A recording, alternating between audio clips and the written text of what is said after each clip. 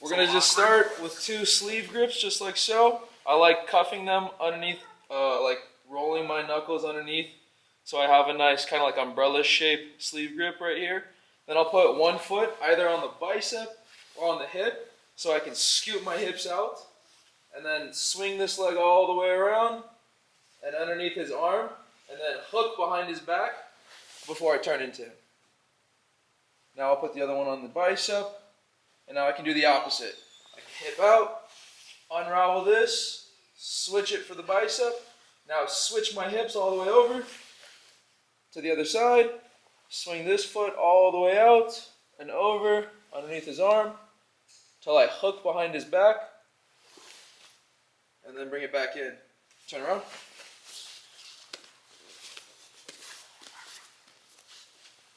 Grab both sleeves, one foot in the hip or on the bicep, so that I can turn my hip all the way out, swing this lasso all the way over until I'm hooking behind his back right here, and then turn in. When I turn in and I'm holding this grip right here, let me switch to the other side, turn it this way a little bit.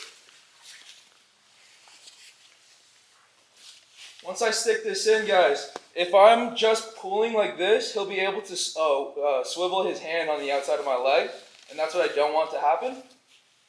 So once I get this position, I hook behind his back. I'm going to lock my knuckles again on the top of my thigh, just like so. And then I don't have to necessarily pull too hard, but my knuckles are stopping him from being able to have any slack. And then I switch. So I hit back out, leave my foot out, go to the other side, kick my foot straight, up and over, behind his back, lock my knuckles on my thigh, and then square up with it. Any questions?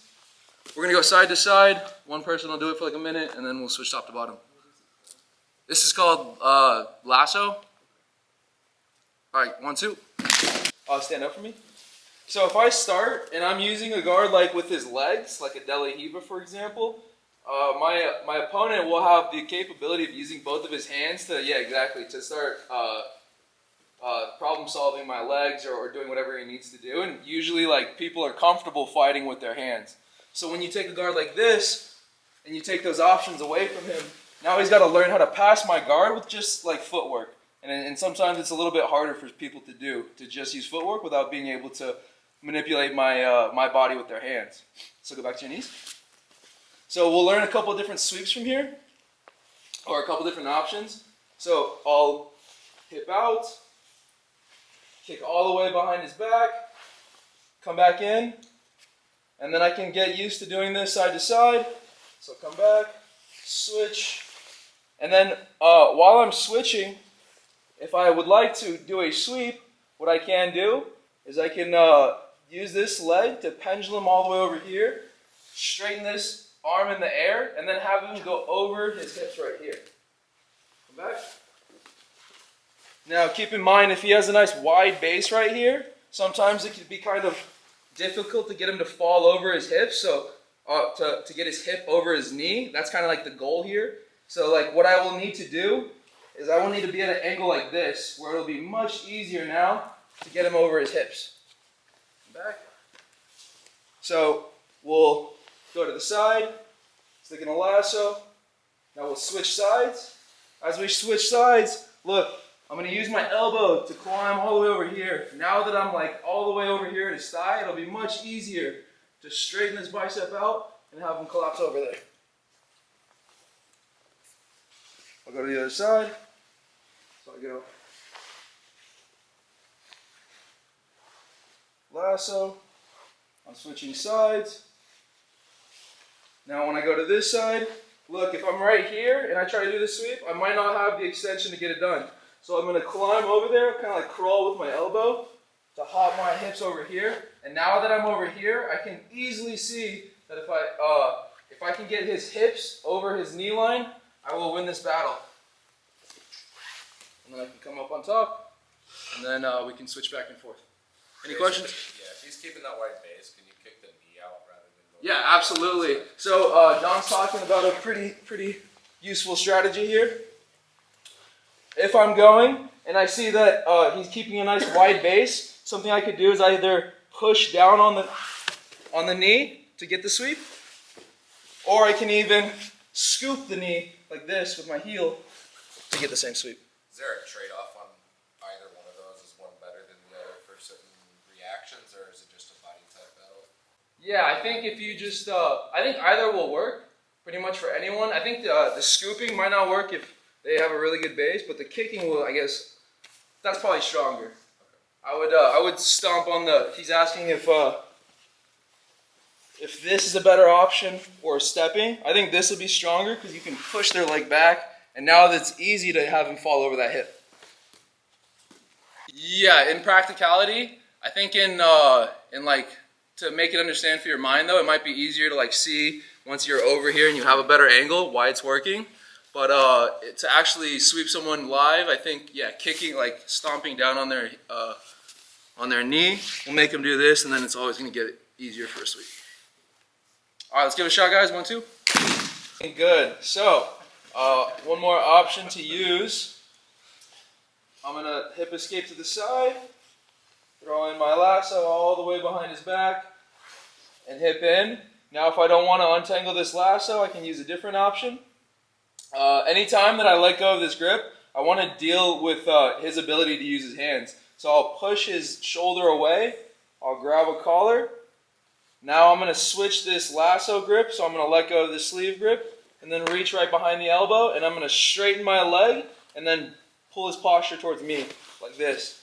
Now I'm going to clamp down with my leg, with both feet, and then immediately I need to raise my hand like I have a question in class. If I don't, my partner will be able to step over me. Step over me? No, sorry. Yep. Like this. And then it'll be like a problem for me to finish any type of submission.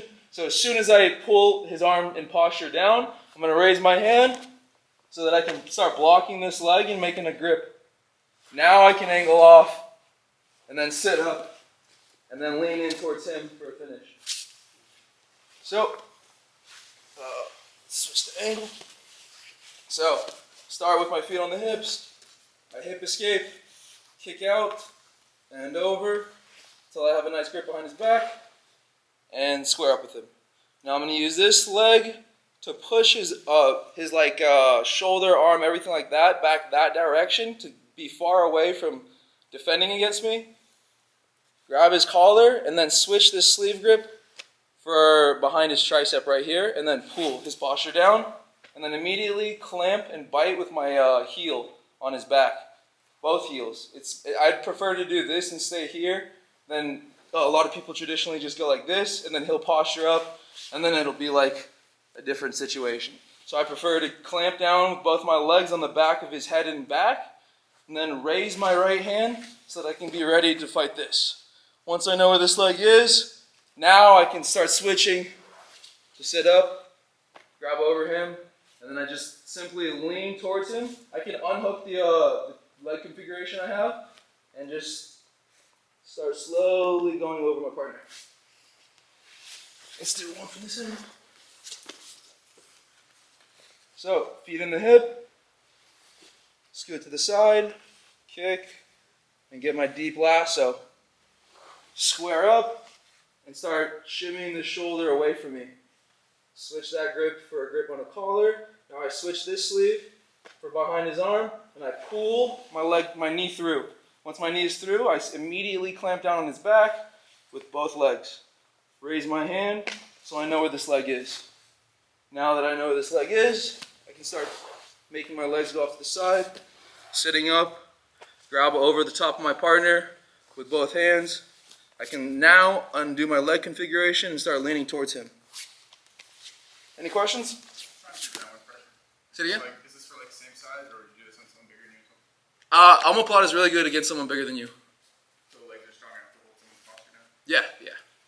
Chase, is there, I mean, it kind of goes along with your question, is there benefit to scooting away like you would in a traditional omoplata? Just scooting away? Like scooting away to get their shoulders to drop to their, like chest to drop to the mat more? Yeah. Good point. Okay, so oftentimes, like the thing that's stopping you from finishing an omoplata, at least in this manner, is going to be his ability to start posturing up. So one thing I can do what Don's talking about is I can grab his leg and I can scoot my hips away so that his hips will fall down. Now it'll be super easy to get him like immobilized and to make this stronger finish. So that's definitely valid. Come back in yellow fodder. If I'm here and I've done a good job locking his posture down, what I can do is I can grab his hips and his pant grip, and I can pull the hip and then push the pant as I do hip escapes.